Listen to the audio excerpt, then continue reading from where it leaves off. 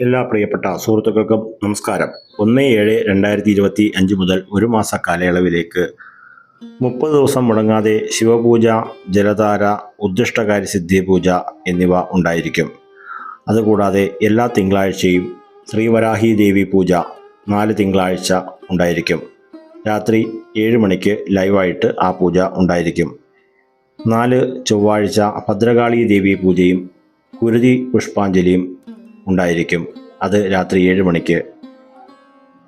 4 വ്യാഴാഴ്ച മഹാവിഷ്ണു പൂജ, തുളസിമാല, നെയ്വിളക്ക്, പാൽപ്പായസ നിവേദ്യം എന്നിവ ഉണ്ടായിരിക്കും.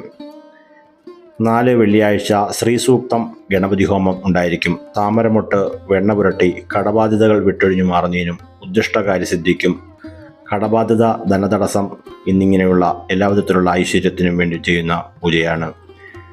അതുകൂടാതെ 4 ശനിയാഴ്ച ഹനുമാൻ സ്വാമി പൂജ ഉണ്ടായിരിക്കും. വെറ്റിലമാല സമർപ്പണം, കുങ്കുമ അർച്ചന, വെണ്ണ നിവേദ്യം എന്നിവ ഉണ്ടായിരിക്കും. പെട്ടെന്നുള്ള കാര്യസാധ്യത്തിനും ശനിദോഷം മാറുന്നതിനും ആയുരാരോഗ്യ സൗഖ്യത്തിനും വേണ്ടിയാണ്.